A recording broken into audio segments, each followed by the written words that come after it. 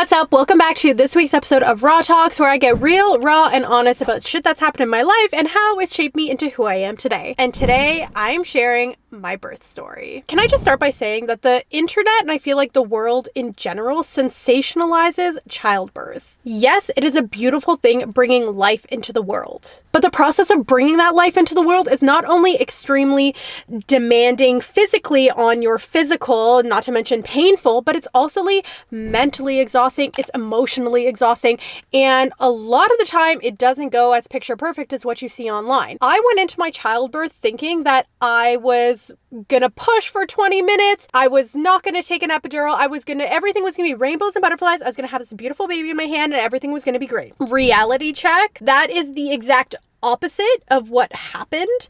And now knowing how my birth went and all of just the mistakes and all of the just disgusting things that were said to me during my birth, I look at childbirth completely different. And I'm gonna be honest, I feel like I carry a lot of trauma from my birth. Not only my bodily rights, but I also went in with this fairy tale vision of what it was gonna be like. Okay, and so let's just get into it. I started getting contractions around 6 or 7 p.m. on a Saturday night. I didn't know what contractions felt like. I feel like I have a very high pain tolerance, and so I didn't know what it's supposed to feel like, but I was measuring the time in between them, the length of them, as my OB told me, and everything was on check. They were lasting for over a minute. They were 5 minutes apart, and so everything said I need to go into the hospital. And so we went into the hospital, and that's when they took one look at me, and she was like, no, if you're able to stand here and talk to me, then you're not in active labor, but whatever, we'll check you. They checked me. I was 4 centimeters dilated. Which for a lot of people, you would be admitted into the hospital if you are at that dilation. But the nurses said, we still don't think you're in active labor, so we're going to actually have to send you home. Keep in mind, it was in the middle of the Omicron wave, and so there was very high COVID precautions, so I understand. Anyways, went home. Then that night, in the middle of the night, I think it started at 2 a.m., I started getting these excruciating, painful feelings in my back, okay? And so this was unlike what I felt prior. This was something that it was very challenging for me to breathe through. And so I wanted to try and do as much of the labor at home as possible. And so I went and I took a bath, I laid down, and until it got to the point where, yes, they were getting more intense, they were getting closer together, and it was time to go to the hospital. So we go to the hospital again. Keep in mind now, we're in the middle of a freaking snowstorm, because keep in mind, Noah was born on January 2nd, so right in the height of winter. We get there, and this time I am in excruciating pain. They can see it. They put me into the room. They check my dilation, and what do you know? Your girl is still 4 centimeters dilated. But I'm like, no, I know this is real this time. Something is different. And so they said, okay, stay for an hour, walk around, breathe through your contractions, see how it goes. So I did that. And then the doctor came back, they checked, and I had only increased by 1 centimeter. At this point, I was 5 centimeters dilated. But I had been in active labor. At this point, it's it was 8 in the morning. And so everything started at 2. So it was 6 hours of me breathing through these contractions, and nothing was happening. I was why isn't this freaking happening? So luckily they admitted me, and they hooked me up, and I was like, y'all, I need the epidural right now. I am exhausted. I don't know if I can keep pushing. I don't know if I can push through this pain. Keep in mind, I went in with a very open mind. I was I would like to do it unmedicated, but if it gets to a point where I need it, I'm not opposed to it. And so luckily I got the epidural right away. But after I got the epidural, when I got the epidural, my husband is very squeamish. He was looking away. I didn't really need him to watch either. It just I wanted him to be more with me, not watching what was happening. And then they had to break my water. And so at this point, my husband left because we were being admitted to the hospital. I needed to get all our stuff from the car. It's the middle of a freaking snowstorm. So obviously we don't want everything to get frozen in the car, all my snacks, everything that we got that I needed for my birth. So he went to go get it. After they break my water, the nurse says to me, she says, is there a reason why your husband keeps leaving the hospital when we do these things, or why he's not looking? And I was yeah, well, it's because he gets a little squeamish, and I don't want him to watch, and so I want us to both be comfortable during this. And she has the audacity to say to me, my husband was there through my entire delivery, my entire pregnancy. He watched everything. He didn't get weird about it. He was right in there. And I'm bitch, great for you. No, I didn't actually say that. But I was okay, that's nice, but why are you shaming me? Why are you making me feel bad in this moment? I'm a first-time mom. I've never given birth. I don't know what is happening to my body right now. Why are you shaming me? So that was red flag number one. Anyways, we continue. We go, they do an assessment on me and they realize that Noah is upside down. He's sunny side up. That is why all of the pain is in my low back. That is why I feel like I couldn't bear the pain of the contractions from very early on, because it was all in my back. He was upside down. Babies are supposed to be facing with their face up, but he was facing down. So he's completely in my back. So we proceed to try and flip him. So we're flipping side to side. They're doing all the things that they need to do. And then it gets to a point in my labor where my heart rate starts to do some funny things. And Noah's heart rate starts to do some funny things. And so they come in and they're like, well, here's the deal. Your baby is sunny side up. So, and you're not dilating as fast as we would want you to. Although they said it might slow down after I got the epidural. But anyways, they said that. And so they said there is a chance that you need a C-section. And so at this point, they asked me to stop eating and stop drinking anything in the event that I needed to have a C-section. I did not want a C-section. I really, really wanted to try and deliver him naturally as best as possible. And so at this point, it's like 9 a.m. I had just had like a bagel from Tim Hortons and I think some water. And so at this point I had to cut it. I couldn't eat anything or drink anything. And so the day goes on, heart rate keeps going like wild, all this stuff, until fast forward, we get to, it was 7 p.m. Okay. The nurse that I had, the doctor that I had, the doctor who was amazing throughout my entire labor, now her shift was ending, a new doctor was coming in, a new nurse was coming in, a nurse who didn't really know what my birth plan was, what anything was. And she was coming in, and I'm assuming they kind of like pass it on. I mean, all I wanted in my birth plan was the opportunity to like watch myself deliver, which I'll get to later. And then 2 was skin to skin after I delivered Noah. And so they came off, but at this point, when they came off their shift and the new doctor and nurse came on, it was now time to push.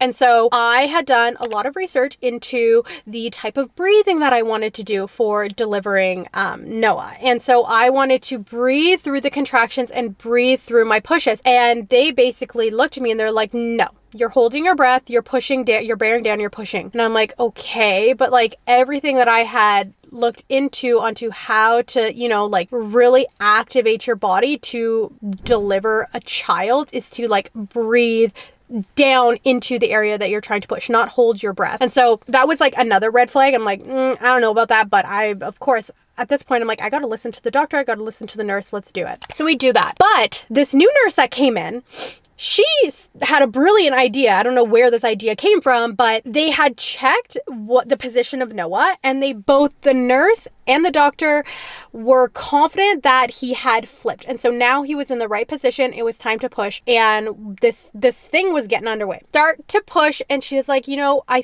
really think we need to turn off your epidural because you're so close to delivering your baby. And if you just turn it off a little bit, some of the numbness will wear off and you will be able to feel that and you'll push the baby out. And so I was like, sure, like they say I'm close. Every time I was pushing, they're like, yeah, you're so close. Girl, I was not close at all. I was not close. I was nowhere near close. He was still way up in there. There was no sight of crowning, nothing. But they had turned off my epidural.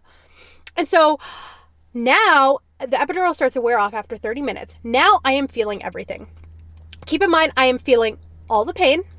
I have not eaten since 8 in the morning. It is now 7 o'clock at night and I am feeling nauseous. And for some reason, this nurse keeps leaving the room. She keeps leaving the room, and I understand you leave the room while you're in labor. You can leave the room, do your thing, because it takes time. I am in active delivery. I am my contractions are literally like a minute apart. I don't even have time to catch my breath, and she is leaving. And this is like making me extremely nervous. I'm extremely nauseous. At one point, I literally start throwing up. She is not in the room. My husband is holding a bowl so I can throw up into it. He's holding one of my legs. I'm holding the other leg while I'm actively pushing, because every time a contraction happens, the only way that you can have any form of relief is if you push through the contraction. It's just a disaster. She walks in, she sees me throwing up, and she just like moseys over like it's no big deal. And I get it. They see this stuff all the time, but still, this is my first experience. This is my, like, who knows, that might be my only experience. And it was just taken like so lightly, and I was just like so thrown off. I had no energy. I had nothing left in me. Fast forward 2.5 hours, 2.5 hours of pushing until they finally called the doctor to do some sort of intervention. And pushing and nothing is happening. And so the doctor comes and they're like, well, we're going to keep trying to push, but we might have to do a vacuum him out. And at this point, I am mentally, physically, everything drained. I'm like, do whatever you need to do. Just get this baby out healthy, and let me see my baby. And so we tried to push. Obviously, nothing happened. And so they did the vacuum. And so they basically put a vacuum on his head, like a suction cup, and they like suck him out. And so one push of her pulling and me pushing and vacuuming, no, I came out. But it was, I guess, traumatic for him on his way out that they literally just cut the cord, took him right over to where the NICU nurses were, and had to assess him. It was probably the longest 5 seconds of my life because one, I thought he was going to come out and they were going to put him on my chest, and I thought he would start crying. I thought I would hear him, and it was just like everything was a blur, man. They took him away. They cut the cord. Simone didn't get to cut the cord. My husband didn't get to cut the cord. And then I finally heard him cry. And so I knew, okay, thank God, everything's fine. But the reason why he wasn't coming out was because he was still sunny side up. Out that intervention, he probably would have never come out. And so I was not prepared for that.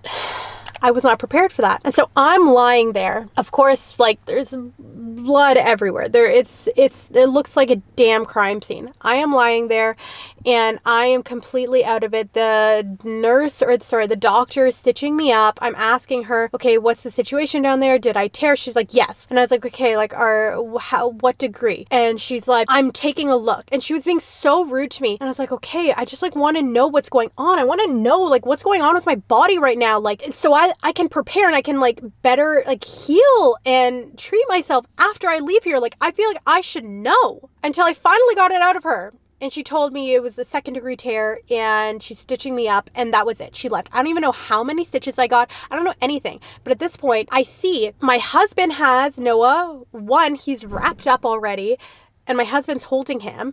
My husband doesn't know what's going on because everybody's just like frantic in the room. Everybody came in the room for his delivery, and then after they checked that he was okay, literally everybody left. And we're just there like, okay, what's going on? And then I say to the nurse, like, where is my baby? Can I hold my baby? Like, why is he not on my chest right now? But I was so out of it. It took me so long to like get to that point. And she was like, oh, you want to do skin to skin? I thought you didn't want to do skin to skin. What mother doesn't want to do skin to skin? Is that not like just like a given? Is that not a given? Like how are you, and if you don't know, ask. But why am I here asking to hold my baby after giving birth, after such a traumatic experience, after like 24 hours of like this trauma happening to me? Why am I not holding my baby? And so I kind of freaked out. They brought over my baby. I held him, and it was in that moment that I was just completely numb. I looked at him and I literally didn't feel anything. Like these magical moments that people talk about when you hold your child for the first time, because of everything that I had been through up until that point, I literally didn't feel anything. And it makes me emotional now because like I love this human so much. I would do anything for this human. But in that moment, I just didn't have that feeling. And after expressing that to people, after I had come home and everything kind of had settled and we had started to see friends and people who had children, I realized that feeling that way is very normal.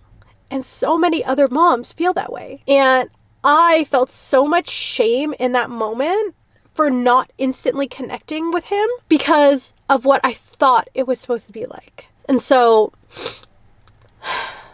I wish that's where my story ends, but it doesn't.